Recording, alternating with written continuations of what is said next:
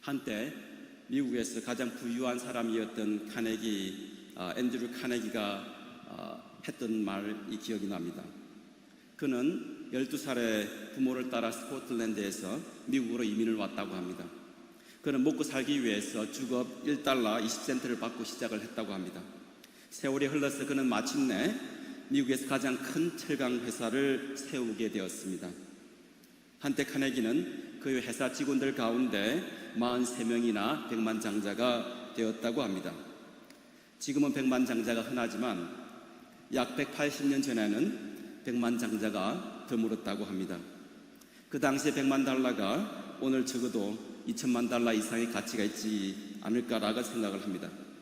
어느 날 한 기자가 카네기를 찾아와서 이렇게 질문을 합니다. 어떻게 43명의 백만장자를 고용하게 되었습니까? 카네기가 이렇게 대답을 하게 되었습니다. 그들이 나를 위해서 일하기 시작했을 때는 백만장자가 아니었습니다. 하지만 결과적으로 백만장자가 되었습니다. 기자의 다음 질문은 이 43명의 사람들이 회사가 이렇게 돈을 많이 지불할 만한 가치가 있는 그러한 사람들이었습니까? 라고 질문을 하게 됩니다. 그때 카네기는 중요한 대답을 하게 됩니다. 그가 말하기를 회사에서 필요한 인재를 만들어가는 것은 마치 금이 채굴되는 것과 같은 과정과도 같다고 이야기합니다. 여러분 가운데 혹시 금강에 가보신 적이 있으십니까? 저는 예전에 기회가 되어서 필리핀에 있는 금광에 가본 적이 있습니다. 그곳에서 저는 금이 어떻게 채굴되어 가는지를 직접 보았습니다. 금이 채굴될 때 금 1원재를 구하기 위해서 몇 톤의 흙을 계속 헤쳐야 된다고 합니다. 그러나 아무도 흙을 찾기 위해서 금광산에 들어가지는 않습니다. 사람들은 금을 캐기 위해서 금광으로 갑니다. 사랑하는 성도 여러분, 하나님이 우리를 창조하실 때 하나님의 계획에 의해서 각자 다른 그리고 소중한 것들을 우리에게 주셨습니다.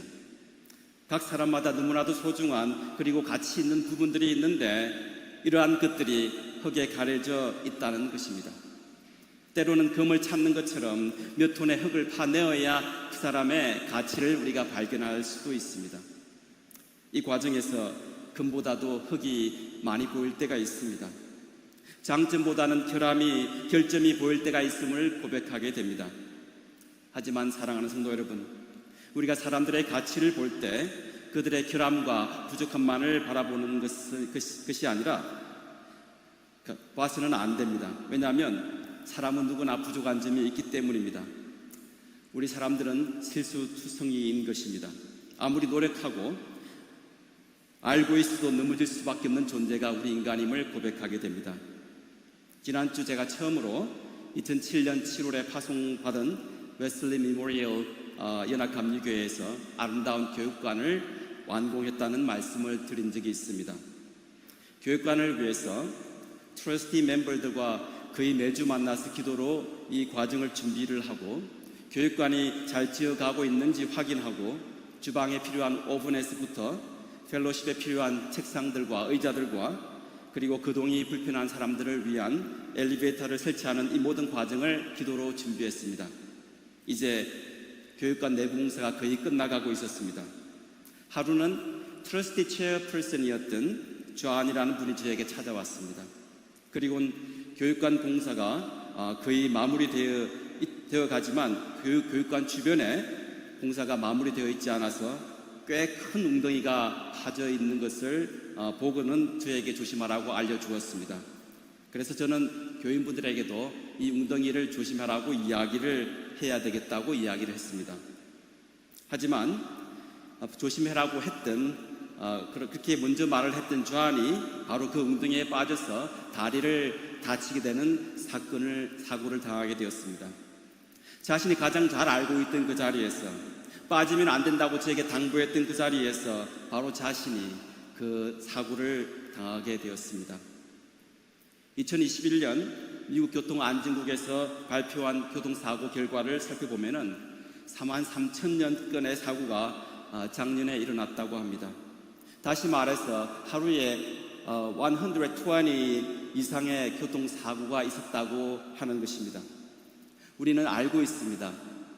운전자가 조심하지 않으면 우리가 스탑 사인에서 스탑을 해야 하는 것을 우리가 잘 알고 있습니다. 교통 신호등을 보면서 우리가 때로는 멈춰서야 된다는 것을 알고 있습니다. 그리고 운전 중에 텍스트를 하게 보내게 되면 위험하다는 사실을 알고 있습니다.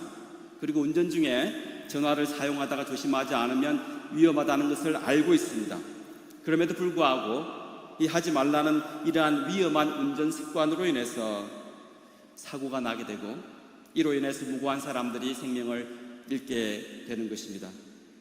인간들은 이렇게 이야기합니다.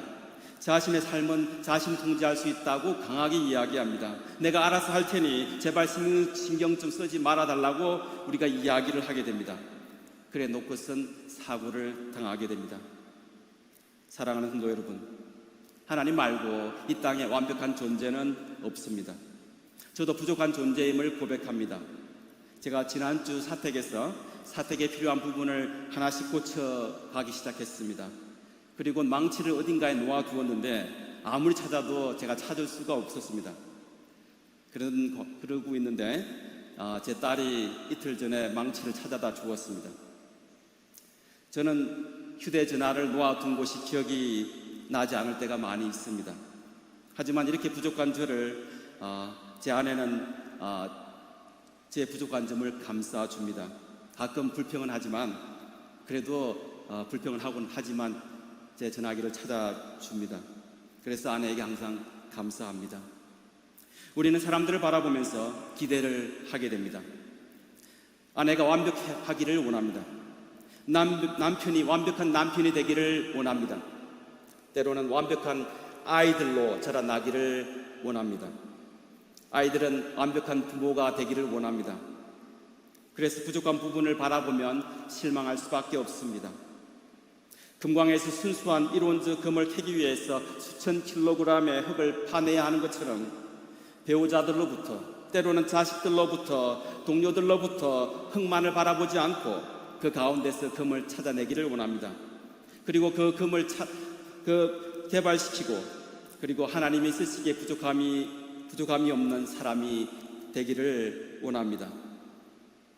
우리 삶 가운데, 우리 동료 가운데, 우리 배우자들 가운데 부족한 부분을 찾는 것이 아니라 그분들의 긍정적인 측면을 찾으시기를 원합니다. 사람마다 다르지만 어떤 사람들은 좋은 점을 찾기가 쉽지 않은 사람들도 있음을 고백합니다. 그래서 우리가 실망할 때가 있습니다. 그래서 우리가 포기할 때도 있습니다. 그럼에도 불구하고 우리는 노력을 해야 하는 것입니다. 이것이 바로 우리 그리스도인들이 사람을 바라보는 데 필요한 방식인 것입니다. 사랑하는 성도 여러분, 우리 각자는 하나님이 직접 만드셨기 때문에 하나님께 특별한 존재임을 우리가 고백합니다. 천지를 창조하시고 자비로우신 우리 하나님은 저와 여러분을 직접 손으로 빚어서 만드셨습니다. 그것이 저와 여러분이 하나님께 특별한 이유인 것입니다. 이 세상에는 80억 명이 넘는 사람들이 있습니다. 하지만 신기하게도 똑같은 사람을 찾을 수가 없는 것입니다. 쌍둥이들도 조금씩 다릅니다. 일란성 쌍둥이들도 태어날 때는 거의 같아서 누가 형인지 동생인지 누가 누나인지 누가 언니인지 동생인지 구분을 하지 못할 때가 있습니다. 하지만 일란성 쌍둥이도 성장해 가면서 얼굴과 외형이 바뀌어진다고 이야기합니다. 하나님이 여러분의 머리카락의 색깔과 눈의 크기와 코와 귀의 모양을 각각 다르게 설계했기 때문에 그 누구도 같지 않게 다양하게 다르게 만들었습니다. 무엇보다도 하나님은 우리를 만드셨습니다. 그래서 여러분들은 하나님께 특별한 존재인 것입니다. 사랑하는 성도 여러분, 우리가 배우자를 바라볼 때 흙을 찾는 것이 아니라 금을 찾기를 원합니다. 친구를 볼 때 결함과 부족한 부분을 찾는 것이 아니라 좋은 점을 찾으려고 노력을 하시기를 원합니다. 그렇게 할 때 여러분이 얼마나 소중한지 그 가치를 깨닫게 되는 것입니다. 하나님께서는 저와 여러분에게 이렇게 말씀하셨습니다. 요한복음 3장 16절에서 하나님은 이 세상을 이처럼 사랑하사, 다시 말해서 하나님은 저와 여러분을 이처럼 사랑하사 한 분밖에 없는 독생자 예수님을 저와 여러분을 위해서 희생하셨습니다. 왜냐하면 하나님이 우리를 직접 만들었기 때문에, 우리의 가치가 얼마나 소중한지를 알고 계시기 때문에 우리가 그 존재의 가치를 하나님 앞에 설명할 필요가 없습니다. 우리가 하나님에 의해서 지음을 받았다면 그 자체만으로 그만큼 중요한 가치가 있기 때문입니다. 오늘 아침 우리는 시편 23편 2절 말씀을 들었습니다. 다윗이 고백하기를 우리의 목자 되신 하나님께서 우리를 잔잔한 물가로 인도하신다라고 이야기하고 있습니다.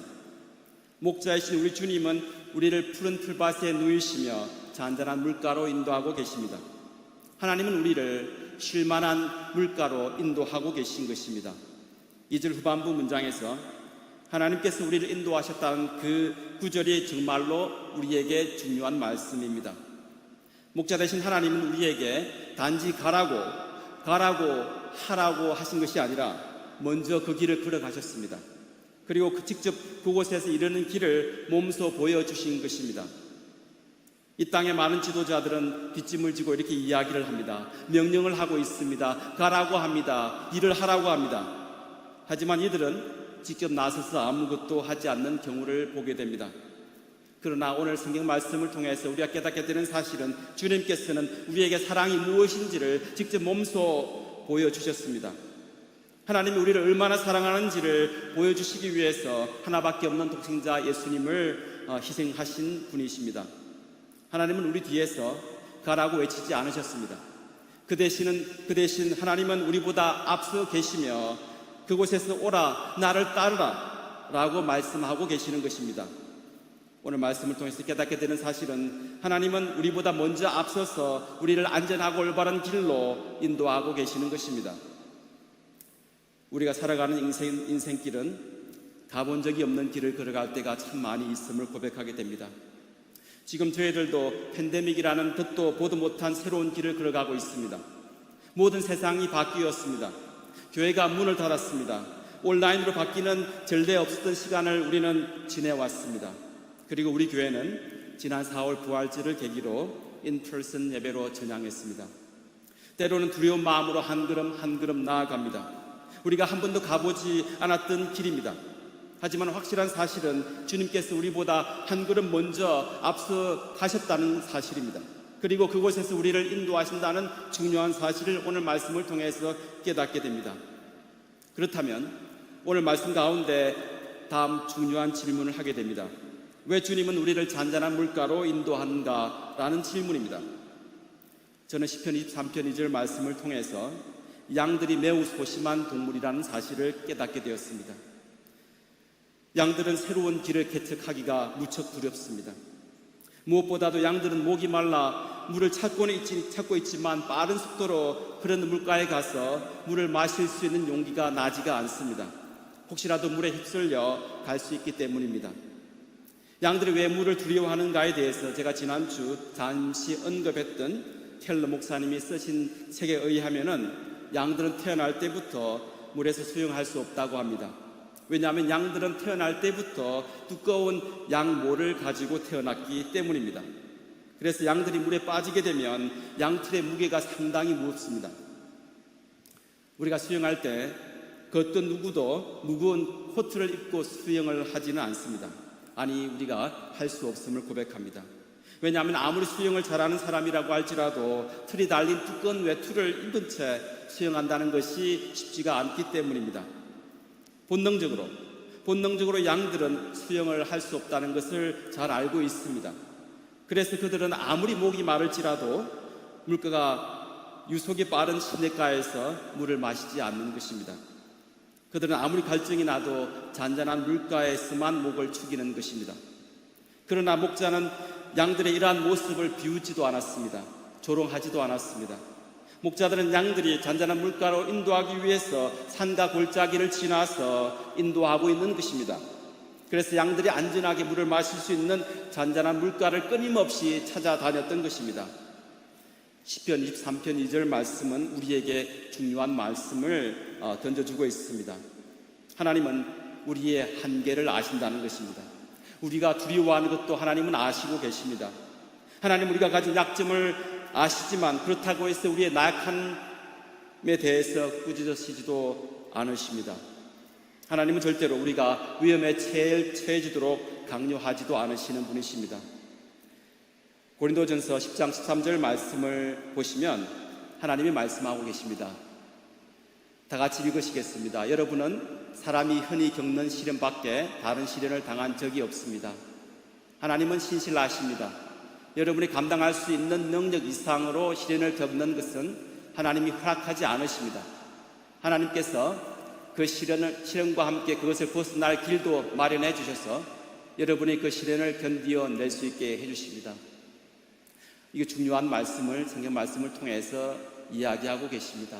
하나님께서는 우리가 감당할 수 없는 그러한 시련을 주시지 않는 것입니다. 그리고 힘든 시간을 하나님께서 벗어날 수 있는 길을 마련해 주신다는 것을 성경 말씀을 통해서 우리가 깨닫게 됩니다. 때로는 우리가 연약한 존재이기 때문에 신앙의 수준이 높고 낮음과 상관없이 어려움에 처할 수밖에 없는 존재임을 고백하게 됩니다. 하지만 하나님은 우리의 연약함을 그 어느 누구보다도 잘 아시기 때문에 결코 우리가 감당하지 못할 시련을 허락하지 않으시는 것입니다. 그렇다면 우리가 할 일은 무엇입니까?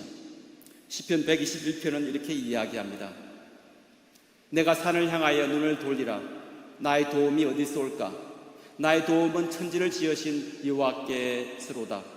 여호와께서 너를 실족하지 아니하게 하시며 너를 지키시는 이가 졸지도 아니하시리로다. 여호와께서 너를 지켜 모든 환난을 면하게 하시며 또 내 영혼을 지키시리로다. 여호와께서 내 출입을 지금부터 영혼까지 지키시리로다.